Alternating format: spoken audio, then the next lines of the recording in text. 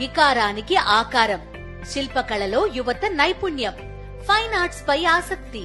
పూర్తి వివరాలకు చదవండి రేపటి సాక్షి హైదరాబాద్ ఎడిషన్. ఇది కేవలం సమాచారంగా మాత్రమే భావించండి. వైద్య నిపుణులను సంప్రదించండి.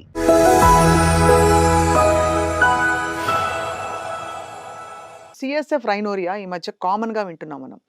ఈ ఫ్లూయిడ్ ఉంటుందని చెప్పారు మీరు, కానీ అది ముక్కులోంచి కారిపోవడానికి కారణాలు ఏంటి?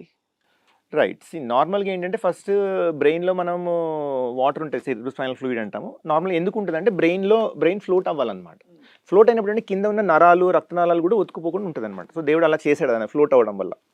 సో కొన్నిసార్లు కొంతమందికి ఏమవుతుందంటే because of the maybe allergy or some days called benign intracranial hypertension, దీనివల్ల ఏమంటే బ్రెయిన్లో ప్రెషర్ పెరుగుతుంది.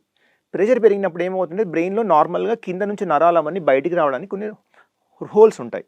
ఈ కాన్స్టెంట్ ప్రెషర్ వల్ల ఆ హోల్స్ అనేవి వైడన్ అయిపోతాయి. ఇక్కడ ముఖ్యంగా ఏంటంటే మనం డైరెక్ట్గా మనం గాలి మన స్మెల్ పీల్చుకునే నర్వ్స్ ఉంటాయి అన్నమాట.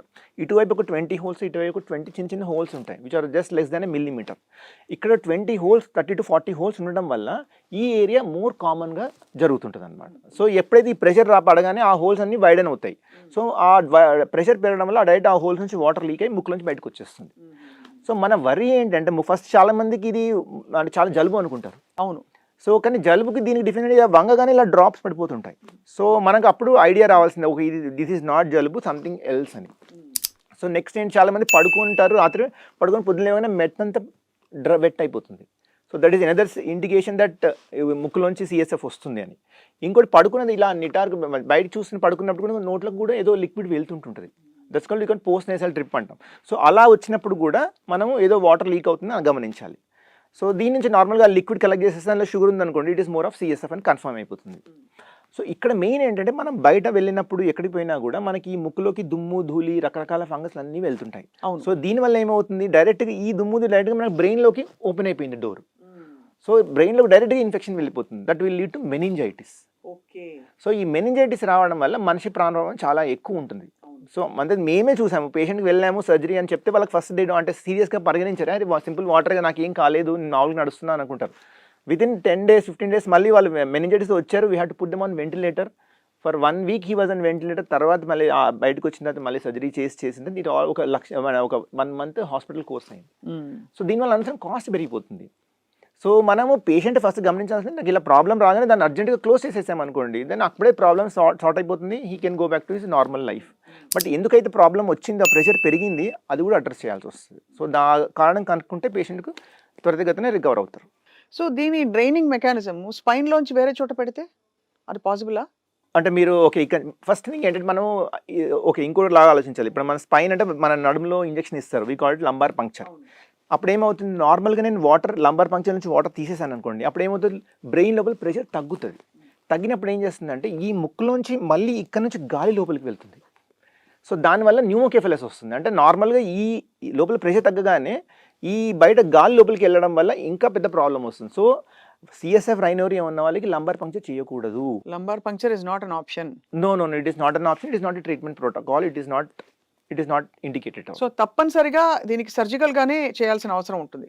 మనం ఏం చేస్తామంటే ఒకసారి ఇలా రాగానే మనం సిటీ సిస్టోనోగ్రామ్ పరీక్ష ఉంటుంది, ఆర్ ఎంఆర్ సిస్టోనోగ్రామ్ అని పరీక్ష ఉంటుంది. దీనివల్ల మనకి ఎక్కడి నుంచి లీక్ అవుతుంది అని కన్ఫర్మేషన్ చేసుకోవాలి. ఫస్ట్ లీక్ అవుతుంది, దాని తర్వాత what is the size of the defect, is it less than centimetre or more than centimetre, 5 mm 7 mm చూస్తాం అనమాట. అది మిడ్ లైన్లో ఉందా, పారామీడియన్ ఉందా, అంటే మధ్యలో ఉందా, పక్కకు ఉందా, ఇంకా పక్కకు ఉందా, ఈ 3 లొకేషన్ చూసుకుంటాం.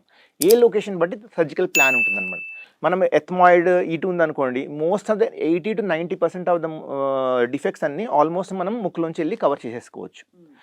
సో ఒక 10% మాత్రం కొంతమందికి ఆ డిఫెక్ట్ ఉండి, కొంతమందికి బ్రెయిన్ అందులోంచి లోపలికి వచ్చి అది చుట్టుపక్కల రక్తనాలన్నీ ఉన్న వాళ్ళకి మేము పైనుంచి క్లోజ్ చేసేస్తాం. యూజువల్గా పైనుంచి క్లోజ్ చేసేస్తే అంటే 100% సీల్ అయిపోతుంది. ఎందుకంటే కింద నుంచి వెళ్ళినప్పుడు ఆ చిన్నది అయితే హోల్ ఉందో దాని చుట్టూ ఒక ఫేషియల్ లాంటిది పెట్టేసి గ్లూ వేసేస్తాం. సో అది అతుక్కుపోతుంది. పైనుంచి వెళ్తే ఏం చేస్తామంటే మేము దానిపైన ఏదైతే హోల్ని చూస్తామో దానిపైన ఒక పెద్ద పరద లాంటిది వేసేస్తాము. వీ కాల్ ఇట్ బ్రెయిన్లో ఒక పైన స్కాల్ప్లో ఒక లేయర్ అంటాము, యాంటీరియల్ క్రేనియల్ ఫోర్స్ పెరిక్రేనియం అంటాం. ఆ పెరిక్రేనియం మొత్తం ఒక కార్పెట్ లాగా పరిచేస్తాం. We call it ACF carpeting అంటాం. ఆ కార్పెట్ పరిచేస్తే మొత్తం ఆ ఒకటే కాదు, ఇక 3-4 చిన్న ఏమైనా కూడా కవర్ అయిపోతాయి, ఫుల్గా కవర్ అవుతాయి. దానివల్ల సైడ్ ఎఫెక్ట్స్ ఏమి ఉండదు. దానివల్ల సైడ్ అంటే ఇక్కడ మనం ఎప్పుడైనా సైడ్ ఎఫెక్ట్స్ ఏంటంటే 2 చూస్తాం. పేషెంట్కి సర్జరీ చేయడం వల్ల నేను బెనిఫిట్ ఇస్తున్నానా డ్యామేజ్ చేస్తున్నాను. నేను చేయకపోవడం వల్ల పేషెంట్కి డ్యామేజ్ ఎంత ఎక్కువ అవుతుంది, నేను ఎంత ఆపగలుగుతున్నాను. So we always look at balance చేసిన తర్వాత బెనిఫిట్ ఎక్కువ ఉంది అంటే then only will give it option to the but patient. CSF rhinorrhoea ఉన్న వాళ్ళు దాంతో బ్రతికేద్దాం అనుకోవడం మంచి పని కాదు. No that is ignorance. సరే అది ఎప్పటికో అప్పుడు కాదు. బేసిక్గా CSF rhinorrhoea is an emergency neuro surgery. We always consider emergency. ఎందుకంటే మీకు వాటర్ అంటే ఇట్ నార్మల్గా ప్రతి ఒక్కరికి బ్రెయిన్లో 250 ml వాటర్ ఉంటాయి, అరౌండ్ 250 ml. అది రావడం ఎవ్రీడే సైకిల్ అవుతుంటాయి అన్నమాట. సో ఈ సైకిల్ అవుతున్నప్పుడు అది రావాలి, దాన్ని పని చేయాలి, బ్రెయిన్స్ మళ్ళీ వెళ్ళిపోవాలి, మళ్ళీ కొత్త తయారవుతుంటుంది. సో ఈ సైకిల్ మొత్తం హ్యాంపర్ అయిపోయింది. సో ఇలా అవడం వల్ల బ్రెయిన్కి చాలా డ్యామేజ్ అవుతుంది.